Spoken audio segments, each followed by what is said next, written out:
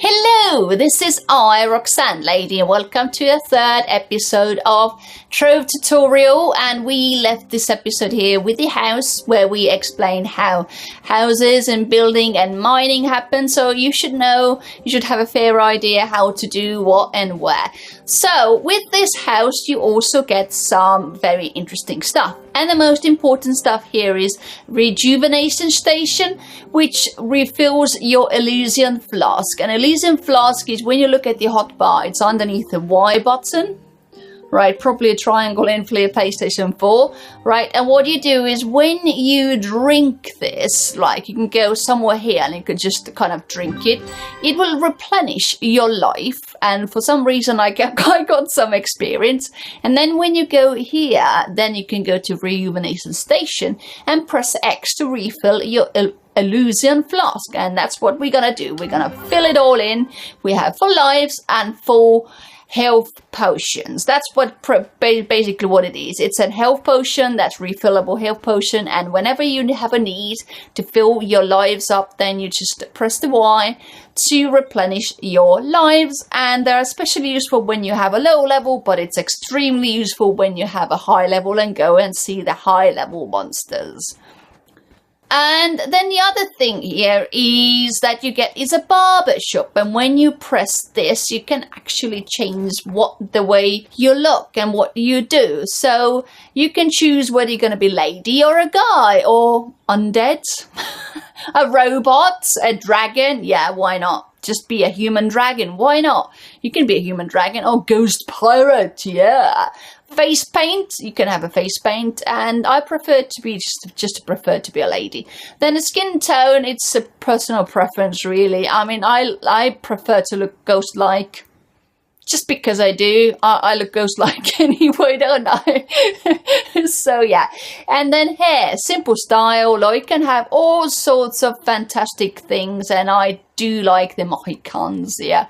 Right, the mohawk or the hawk. Yes, love that. And then you can choose the hair color. And a hair color, well, whatever color you want to be. It's blue or purple or pink. Why not? You can just spin your character around with your R button. You can take a look what you look like. So it's not like one-sided only. You can go for red hair. Yeah, shall we go for red hair? Because my original character is pretty much like that. I just like the hawk there. It's like hair sticking up, and it's something that I used to have a while ago, but not anymore. I have proper hair now. So there you go.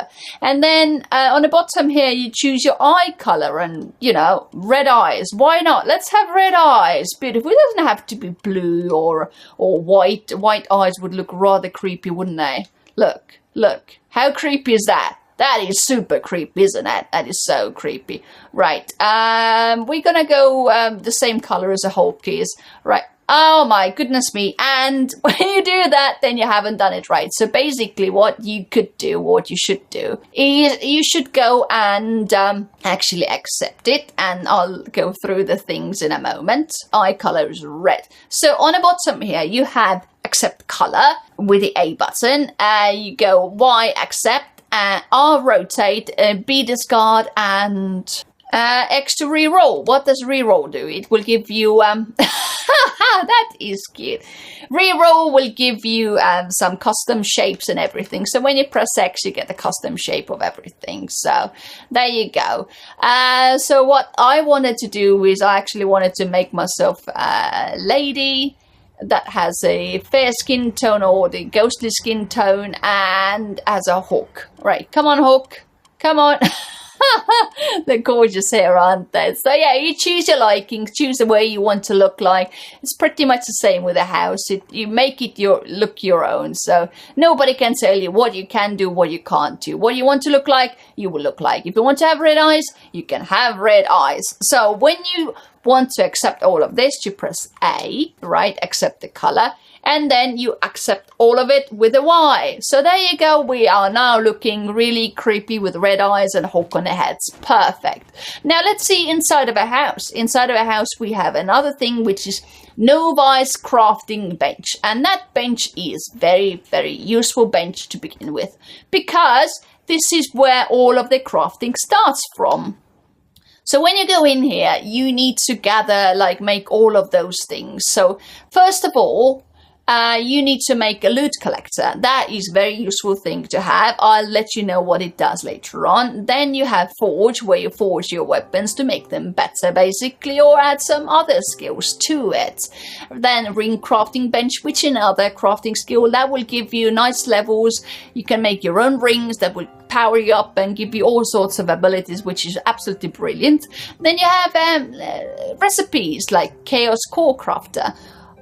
No idea. It's placeable in a corner store or club world only, used to craft mighty chaotic items. Yeah, just go and try this out, okay? Personal chest, common, placeable in a corner store thingy only. So a personal chest is something that you can place in your house. You can access it anytime. You can put all of your valuables in there, but you have limited space, bear in mind. So only put things in there that you really, really, really need, because trust me, you don't need all of the stuff that you get from the monsters. You only need a few things. And added to that, whenever someone comes to your house and opens the personal chest, this is what they see. What they see is their own stuff. They can't see yours. So it's very, very safe thing to store items. You have to do it. You just have to do it. And then Adventurous Crafting Bench, where you craft other items. Radiant Dayspring. Yeah, this is a new item. I don't really know what it is. And then Builder's Crafting Bench, where you build some items for the house, really. So, and everything you craft, you need certain types of items. So for loot collector, for example, we need 2 sharpstone ore, and for that we need to go mining. And I think that might be a great idea at the moment. So let's go and find sharpstone ore, which is a purple ore. And as I can see, there's already a bee waiting for us over there. I don't really fancy going where the bees are at the moment. So let me see if I can find anything that we can. Yeah, I can go on top of your house and look around. Why not? That's what the houses are for. Now, if you can see that over the hill there, there's this pink ore there. And that is a sharpstone ore. This is where we are going. So let's go and gallop up there. Beware of the monsters around us, because as soon as you go across this border, which says from Peaceful Hills to Medieval Highlands, then there are no monsters in Peaceful Hills. Sometimes there can be, because monsters don't really know where the border is, so they can wander across, but they're never in a center, really. And then there are Medieval Highlands, where their monsters are, and all sorts of adventures and everything like that, and walking mushrooms, and some funny sounding spiders. Can you hear it? Absolutely adorable. This is a spider, the spider talking, right? This is an adorable spider. So to attack it, you just attack it like we did in the first dungeon there on a tutorial island. So you just attack it like that. When you jump, then you're a moving target and you get hit less. So there you go. A dragon is blown up nicely, it's flamed and everything. And when you press the left dragon button, it will shoot the fireballs at everything, but not anymore, because it's just tired. It needs a bit of drama to be a proper fighting dragon. And there you go, there's a mushroom after mushroom. Right, let's do the same here. Let's just shoot it, hold both buttons down and flick with one, doesn't matter, you find your own fighting style eventually. And then you go here, this is the sharpstone that we are looking for, and we need to mine it. And in order to mine it, we need to go and press the double envelope button here. I can't remember what it is on a PlayStation 4, but I'm sure you will find similar button there. And then you get kind of to be half invisible, like I said in the previous episode. You're not really invisible, you're just invisible to yourself so that you can see what you're doing, what you're mining. But your dragon, unfortunately, isn't invisible, so it will be all over you. You can't get rid of it. So in order to mine, you just press the LT button, like so, and you just mine the ore like you would do with a normal block. You get as many as you can, because this ore is very useful. There's loads of it in the world, but you can never have too much of it. Never have too much of it. Right, so there's one down there as well. So let's go to the house and see what we can do with it. Don't forget to put yourself back into the fighting mode or normal mode, because if you don't do that, you can't really do much else other than building here. So let's go back to the novice crafting bench, and this is where you can craft things. And as you can see, one of them is already available, and that is a loot collector. That is the most useful thing you can have in your home, because that will give you levels. Surprising but true, but loot collector will give you levels, right? So we craft it by going on it, and where you can see the 1 and 2 here, you can craft as many as you want by flicking the R button up and down here. It doesn't work with the direction buttons. Direction buttons work directly on the thingy, same as with the L button. So basically, I recommend you to just do one. One is more than enough for now. So make sure there's one there, and then you press A button to craft it. And once it's crafted, it will appear in your inventory, and it should give you some experience or mastery or something like that. Maybe it didn't this time, but there you go. So how do you get it? You need to go into your bag, like so, right? And then go into the building area, right? In the building area where the blocks are. And over here, you can see all of the blocks, and inside of, in the middle of all of them, you have this loot collector. And what you do with that is you click on it with the A button, and then you can choose a slot for that already. So you can see it's already here, but we can shift it to here instead. So we have it under the fast bar. Right, and in order to place it down, you kind of go on it. You can, if you have only a couple items there, you just flick between 2 of them. It's easy enough. So in order to put it anywhere, you can put it anywhere. Well, except for you. If it's not in your house, you can't put it anywhere. Right, but if it's in your house, you can put it on a roof. You can put it on there. You can probably even put it on top of the rejuvenation potion. You can put it on a ceiling, in a hole here, any way you like. Let's put it in a hole, and you put it down in a hole with with the RT button, right trigger button. Right. So loot collector is in the hole here. It doesn't look much at the moment, but it's great. So what do you do with the loot collector? So basically, you go out of the building mode here, and we can use the collector already. And to do that, you're gonna go in and press the X, and there it will show you what you have in your inventory that you can collect in your collection. The whole idea in Trove is you collect as many weapon styles and different items and anything you can possibly find, and put them in a loot collector, and it will kind of store it in like a form of it. It doesn't store the weapon itself, but it will store like the shape of it. So when you have a really fancy, good skills, good levels, and then you can go into your loot collector, looted items, and you can choose the different types, different styles for your weapons and for your faces and everything like that. So it's a brilliant thing to do. Added to that, as you can see, whenever you collect 1 or 2 items, you always get some flux or some other benefits. At the moment, for those 2 items, each one of them will give me 1 flux, and that is brilliant. Why not? It will also give some experience as well. Right, so to do that, you can either you can lock them so that you wouldn't actually accidentally collect ones that you want to use. As I said, it's not really a weapon you're collecting a style, right?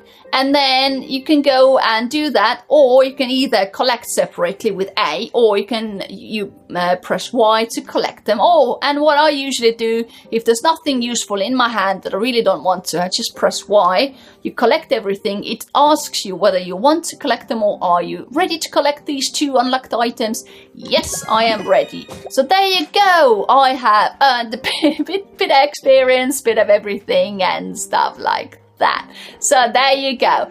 That's one thing down. The next thing that we need to build is a forge. It's not really next thing to do, but yeah, it's a possibility. And then we need ring crafting bench, chaos, personal chest. Well, personal chest is something we could use, and as you can see, it takes 50 flux, we have 57. Luckily, we have gathered loads of things already, and we need more sharpstone ore. So let's go and get some sharpstone ore from somewhere. But first of all, let's go and take that annoying bee down. Let's take him down. Yeah, let's get some experience, because every time you fight any monsters, you get some experience. Simple as that. There you go, you got some clims, you got some experience, you got some all sorts of things. Let's take the other one down as well. And the more you fight, the better your level goes. And at first, these little creatures are quite low level, and they don't give you much experience. Well, they give enough for you. There you go, we have leveled up already. Look at that, pieces of bugs everywhere. Right, so let's get some more sharpstone ore. There you go. Get some more sharpstone ore. I don't know how much we needed, but I see load here. So let's take all of them down, and we take them down with the LT trigger button. Yes, right. And there's some more over there. So let's take this buck down and let's get some more ore from there. Oh dear, see, that's what I mean. So you don't forget to put it back into fighting mode, or you just can't fight. So there you go. You just fight the bug, go back there, press the envelope button. Take them ores off the ground. There's some underneath, I'm sure, but I'm not that desperate at the moment. So let's go back to the house. Don't forget to put your envelope button back on to get to the house into the fight mode, because you never know who you meet on your way to your house. Right, there you go. So we're entering a house. Nova's crafting bench. And what are we missing? Nothing. We have personal chest. Perfect. Let's craft it with the A button. We craft just one. We don't need any more than one. Despite the fact it's a personal chest, you can only have one personal chest space, but you can put as many personal chests down as you want to, but you still have the same amount of space. The personal chest is kind of a block that you use to access your stored items. That's all that it is. So you can put those access points all over everywhere. You can access your items all over everywhere, but there's only so much you can have, and so limited space you can have. You can always buy some more, but I haven't really found any use for buying any more storage space. So you just use what you get and loot the rest of it. So in order to put it down, you go back to your building mode, which is the double envelope button there. You go and find your personal chest there, or you go into your inventory. If it's not there already, put it on your hotbar, and then you just go here and put it where you want to put it. So I'll put it in a corner here next to the Nova's crafting bench, like so, with the right button. To access it, you go near it, make sure it says personal chest. If you're near here, it will go Nova's crafting bench. If you're near here, it will go to personal chest. So you click on it, and you can put whatever you want in it. And personally, to switch between the tabs, personal chest and inventory, you just use the big LT and RT buttons, and you can have extra stash there using the smaller buttons. You can buy them with the in-game currency that you can earn or purchase or whatever. So you can also put some building materials and everything you have gathered in this game, basically anything, pretty much anything. But as I said, there's no real need to do put everything in there.